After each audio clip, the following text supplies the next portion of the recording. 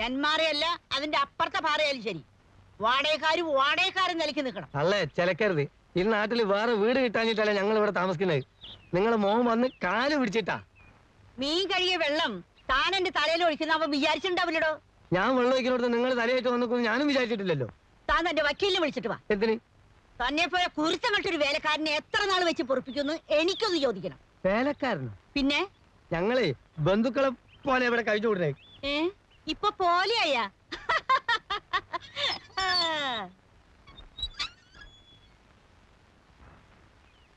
ആരാ?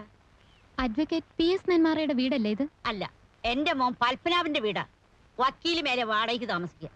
ഓ,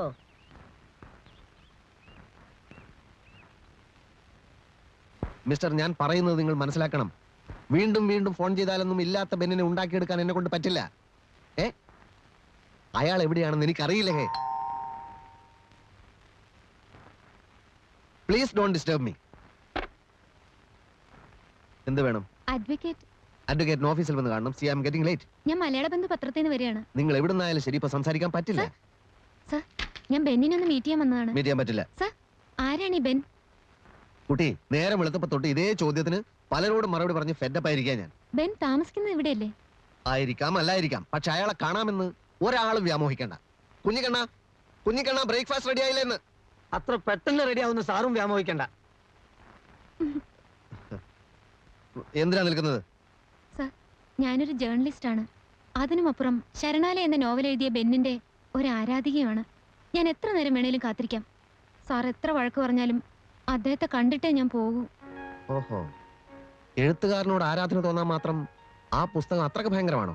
സാർ വായിച്ചിട്ടില്ലേ? ഞാനോ? എന്താ കുട്ടിയുടെ പേര്? മാനസ. മാനസക്ക് ബെന്നിനെ കണ്ടേ ഒക്കൂ അല്ലേ?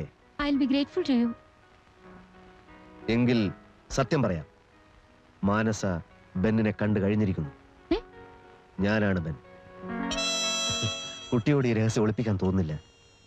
ദയവ് ചെയ്ത് ഇത് മറ്റാരും അറിയരുത്. ഇന്റർവ്യൂക്കാർ സ്വരം തരില്ല. I M A leading criminal advocate. കേസുകളുടെ നൂലാമാലകളിൽ പെട്ട് വട്ടം കറങ്ങുമ്പോൾ ഒരു റിലീഫിന് വേണ്ടിയാണ് ഞാൻ എഴുതി തുടങ്ങിയത്. ബെൻ എന്റെ തൂലികാനാമമാണ്. എനിക്ക് വിശ്വസിക്കാനേ കഴിയുന്നില്ല. ആദ്യമൊന്നും എനിക്ക് വിശ്വാസം ഉണ്ടായിരുന്നില്ല എഴുതാൻ കഴിയുമെന്ന്. അവാർഡ് കിട്ടുമെന്ന് തീരെ പ്രതീക്ഷിച്ചതുമില്ല. Saranalayam is a great work. Yes yes. Sir, എനിക്കൊരു ഇന്റർവ്യൂ. പിന്നെ ആവാം, അതൊക്കെ പിന്നെ ആവാം. പുതുതായി വല്ലത് എഴുതുന്നുണ്ടോ? രണ്ടാമത്തത് കഴിയാറായി. പേര്? പേര് നരിച്ചീറുകൾ. തീം എന്താണ് സർ? തീം അത് ഈ നരികൾ ചീറുന്നതും ഒക്കെ ആയിട്ടുള്ള ചില സംഭവങ്ങളാണ്. നരിച്ചീറുകൾ. നരി ചീറുന്നതോ? അത് നമുക്ക് പിന്നെ കാണാം. സാറിന് ഇഷ്ടപ്പെട്ട പാശ്ചാത്യ എഴുത്തുകാരൻ ആരാണ്? പാശ്ചാത്യം ബെൻ കിങ്സ്ലി. അതുകൊണ്ടാണല്ലോ ഞാനും ബെൻ പേരിട്ടത്. ബെൻ കിങ്സ്ലിയോ? അത് ഗാന്ധിയിൽ അഭിനയിച്ച നടനല്ലേ? അല്ലല്ല, അത് വേറെ, ഇത് വേറെ. നമുക്ക് പിന്നെ കാണാം പ്ലീസ്.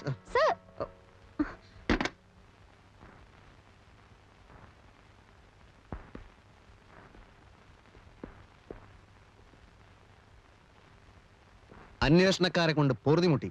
എന്റെ ഫോൺ ഇടതടവില്ലാതെ റിങ് ചെയ്തുകൊണ്ടിരിക്കുക. ആരാണ് ബെൻ എന്ന് ഞാൻ വെളിപ്പെടുത്താൻ പോവുക. അത് വേണ്ട.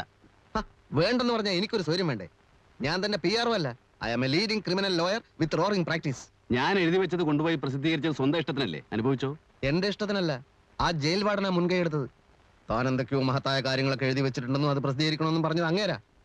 അല്ല, അതുകൊണ്ടിപ്പോ കുഴപ്പമൊന്നും ഉണ്ടായില്ലല്ലോ. സാഹിത്യ അക്കാദമി അവാർഡ്, റോയൽറ്റി വേറെ. ആരാണ് ഈ ബെൻ എന്നും ചോദിച്ചുകൊണ്ട് സാഹിത്യ ഭ്രാന്തന്മാർ പരക്കം പായാണ്. പരക്കം പാൻ ആരും ഇങ്ങോട്ട് വരരുത്. ഇവിടത്തെ ശാന്തമായ അന്തരീക്ഷത്തിൽ മനസമാധാനത്തോടെ കഴിയാണ് ഞാൻ. എന്നെ സ്വൈര്യം കെടുത്തരുത്. ഒന്ന് ചോദിക്കട്ടെ, തന്റെ ഭ്രാന്ത് ഏത് വകുപ്പ് പെടുത്തണം? ഇരുമ്പഴിക്കുള്ളിൽ ശാന്തമായ അന്തരീക്ഷമാണെന്ന് പറയുന്ന ആദ്യത്തെ തടവ് പുള്ളി താനായിരിക്കും. താൻ എഴുതി കൂട്ടിയ വട്ടിന് അവാർഡും. എനിക്കൊരു പിടിയും കിട്ടുന്നില്ല കേട്ടോ. പറഞ്ഞുതരാം. വക്കീൽ ഇപ്പൊ ഒരു കാര്യം ചെയ്യും.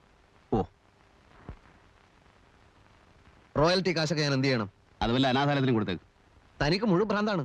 എന്നെങ്കിലും താൻ പുറത്തു വരുമല്ലോ. അപ്പൊ താൻ മണ്ണ് നിന്ന് ജീവിക്കുമോ? ഒരു കാര്യം ചെയ്യും, താൻ എഴുത്ത് നിർത്തണ്ട. ബെന്നിന് ആരാധകർ ധാരാളമുണ്ട്.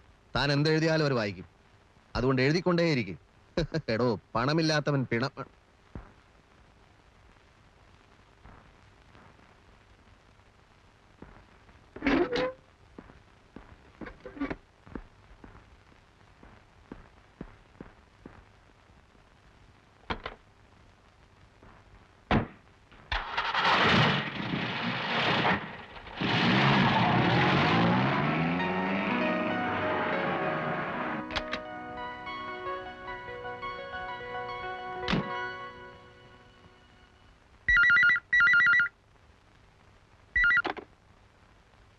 Advocate P S Nenmara here.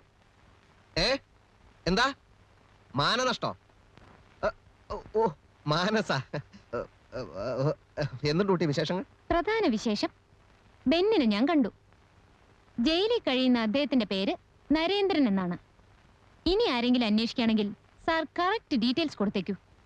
പിന്നെ നരിച്ചീറുകൾ എന്ന നോവലുണ്ടല്ലോ, അത് സാർ സ്വന്തം പേര് തന്നെ പ്രസിദ്ധീകരിച്ചാൽ മതി.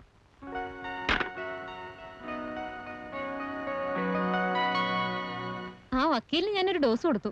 അതുകൊണ്ട് കാര്യമായില്ലോ. ഇന്റർവ്യൂ എവിടെ? ഇന്റർവ്യൂ എന്ന് പറഞ്ഞപ്പോ എന്നെ കാണാൻ പോലും അദ്ദേഹം സമ്മതിച്ചില്ല. പിന്നെ നോവൽ വായിച്ചിട്ടുള്ള ഒരു ആരാധികയാണ്, വ്യക്തിപരമായ കാര്യങ്ങളൊന്നും ചോദിക്കില്ല എന്ന് ഉറപ്പ് വരുത്തിയിട്ടാ മുമ്പിൽ വന്നത്. ആ, എന്നാൽ ആ വിവരങ്ങൾ മാത്രം ചേർത്ത് നമുക്കൊരു ബോക്സ് ന്യൂസ് ആക്കാം. അത് വേണ്ട സർ. പറയാൻ മടിയുള്ള ഒരുപാട് കാര്യങ്ങളുണ്ട് അദ്ദേഹത്തിന്റെ മനസ്സിൽ. ആ നോവലിലെ സന്ദർഭങ്ങൾ അധികവും സ്വന്തം ജീവിതത്തിൽ നിന്ന് എടുത്തവയാണ്. അങ്ങനെയാണെങ്കിൽ എന്തുമാത്രം അനുഭവങ്ങൾ കാണും. കുറച്ച് സമയം കൂടുതൽ ഇടപഴകാൻ സാധിച്ചാൽ അദ്ദേഹം അറിയാതെ തന്നെ പലതും നമുക്ക് ചോർത്തിയെടുക്കാൻ പറ്റും. ഇന്റർവ്യൂവിന് പോലും സമ്മതിക്കാത്ത ആളുമായി കൂടുതൽ ഇടപഴകുന്ന എങ്ങനെ? അതാ ഞാൻ പറഞ്ഞു വരുന്നത്. അയാൾക്ക് പരോൾ കിട്ടില്ലേ?